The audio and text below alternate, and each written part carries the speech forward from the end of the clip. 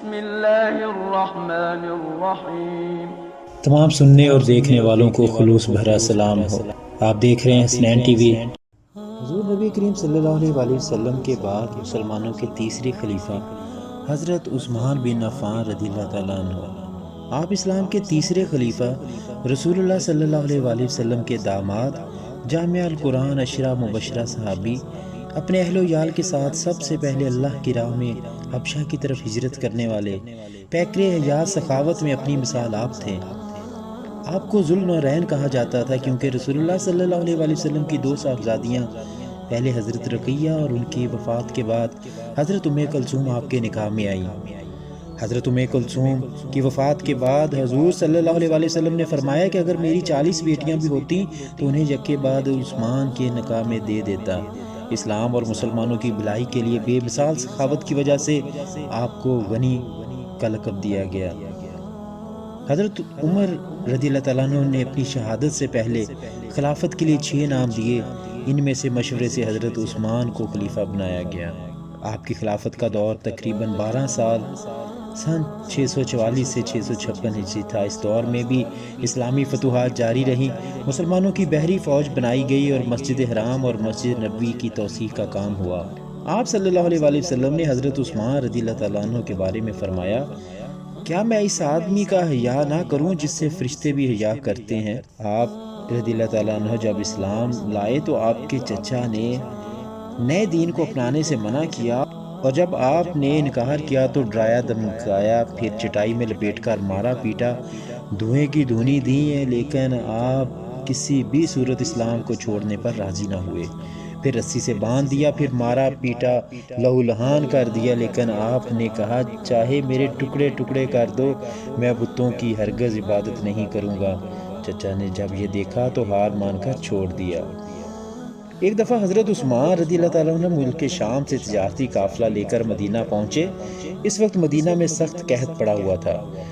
جب مدینہ کے تاجروں کو پتہ چلا تو وہ دوڑے دوڑے حضرت عثمان کے دروازے پر آئے تاکہ وہ آپ سے غلہ خرید کر منہ مانگے داموں بیچ سکیں۔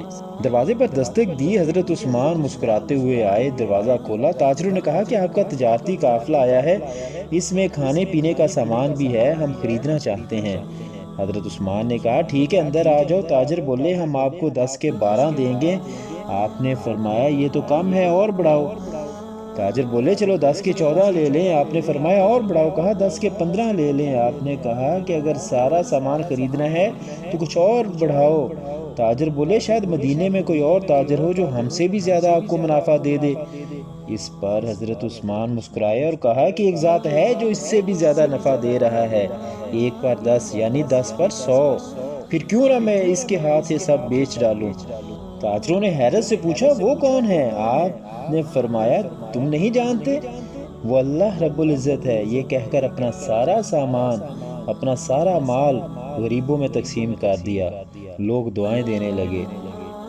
اس رات عبداللہ بن عباس رضی اللہ تعالیٰ عنہ نے خواب میں دیکھا کہ رسول اللہ صلی اللہ علیہ وسلم ایک گھوڑے پر سوار تھے، جسم مبارک پر نور کا لباس تھا۔ آپ صلی اللہ علیہ وسلم جلدی میں معلوم ہو رہے تھے۔ ابن عباس رضی اللہ تعالیٰ عنہ نے عرض کی یا رسول اللہ صلی اللہ علیہ وسلم، میں آپ کی زبان مبارک سے کچھ سننا چاہتا ہوں، لیکن آپ جلدی میں ہیں، شاید کہیں پہنچنا ہے۔ آپ صلی اللہ علیہ وسلم نے فرمایا کہ ہاں اے ابن عباس، آج عثمان رضی اللہ تعالیٰ عنہ نے جو صدقہ دیا ہے اللہ نے اسے قبول فرما لیا ہے اور جنت میں ایک حور سے شادی کر دی ہے۔ ہم آج اس دعوت میں جا رہے ہیں۔ عثمان رضی اللہ تعالیٰ عنہ بدر کی لڑائی میں شریک نہ ہو سکے تھے۔ ان کے نکاح میں رسول اللہ صلی اللہ علیہ وسلم کی ایک صاحبزادی تھی، وہ بیمار تھیں۔ ان سے نبی کریم صلی اللہ علیہ وسلم نے فرمایا کہ تمہیں بھی اتنا ہی ثواب ملے گا جتنا بدر میں شریک ہونے والے کسی شخص کو، اور اتنا ہی حصہ بھی ملے گا۔ حضرت ابو موسیٰ اشعری رضی اللہ تعالیٰ عنہ سے روایت ہے کہ ایک دن رسول اللہ صلی اللہ علیہ وسلم مدینہ منورہ کے باغوں میں سے ایک باغ میں سے ٹیک لگائے بیٹھے ہوئے تھے۔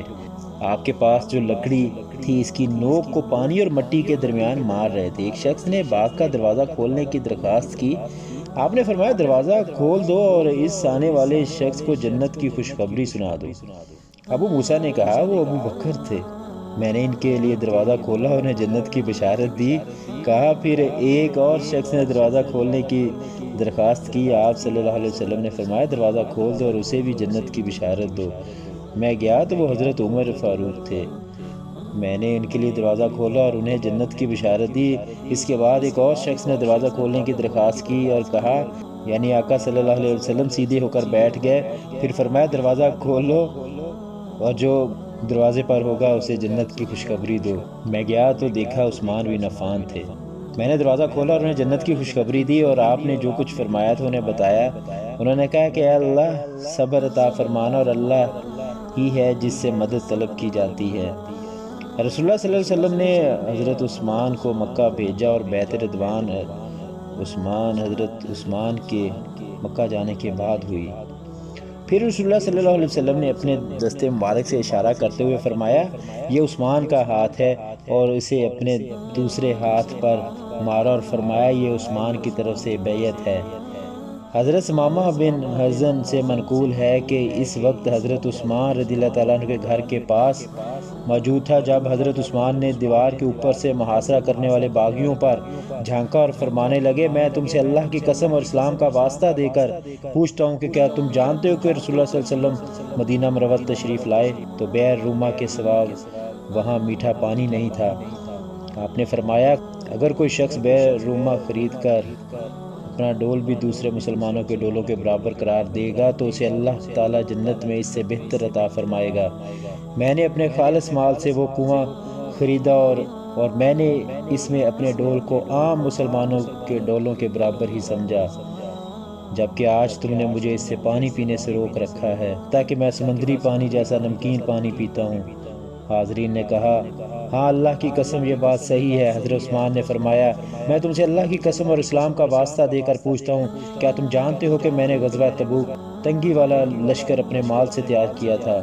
انہوں نے کہا اللہ کی قسم ہاں۔ پھر فرمایا میں تم سے اللہ کی قسم اور اسلام کا واسطہ دے کر پوچھتا ہوں کیا تم جانتے ہو کہ مسجد نبی نمازیوں کے لیے تنگ تھی؟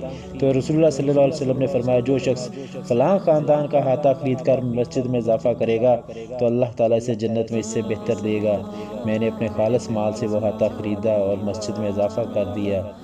آج تم نے مجھے اس مسجد میں 2 رکعت پڑھنے سے روک رکھا ہے۔ حاضرین نے کہا اللہ کی قسم آپ صحیح کہہ رہے ہیں۔ آپ نے فرمایا میں تم سے اللہ کی قسم اور اسلام کا واسطہ دے کر پوچھتا ہوں کیا تم جانتے ہو کہ رسول اللہ صلی اللہ علیہ وسلم مکہ مکرمہ کے پہاڑ پر تھے، آپ کے ساتھ حضرت ابو بکر اور حضرت عمر فاروق اور میں بھی تھا۔ پہاڑ میں حرکت ہوئی تو رسول اللہ صلی اللہ علیہ وسلم نے اس پر اپنا پاؤں مارا اور فرمایا اے پہاڑ سکون سے رہ، تجھ پر اس وقت ایک نبی، ایک صدیق اور ایک شہید ہیں۔ حاضرین نے کہا اللہ کی قسم سچ ہے۔ آپ نے نعرہ تکبیر بلند فرما اور کہا رب کعبہ کی قسم میرے مخالفین ان لوگوں نے میرے حق میں گواہی دے دی ہے، انہوں نے میرے حق میں گواہی دے دی ہے، میں شہید ہوں گا۔ آپ کو 18 ذی الحج کو اس وقت شہید کر دیا گیا جب آپ قرآن مجید کی تلاوت کر رہے تھے۔ آپ کو جنت البقیع میں دفن کیا گیا۔ اسلامی واقعات اور اللہ رب العزت کے برگزیدہ بندوں کے حالات کے بارے میں آپ کو حسنین ٹی وی سے معلوماتی ویڈیوز ملتی رہیں گی۔ ویڈیوز اچھی لگے تو چینل کو سبسکرائب کریں، بیل آئیکن کو پریس کریں تاکہ آپ کو ملتی رہیں نئی سے نئی ویڈیوز کا نوٹیفیکیشن۔ لائک اور شیئر بھی کریں تاکہ آپ کے حلقہ احباب میں لوگ اس سے مستفیض ہو سکیں۔ اور سارا خیال رکھیں اپنا اور اپنے پیاروں کا۔ اللہ رب العزت ہم سب کو اپنے حفظ و امان میں رکھے۔ آمین ثم آمین۔ والسلام۔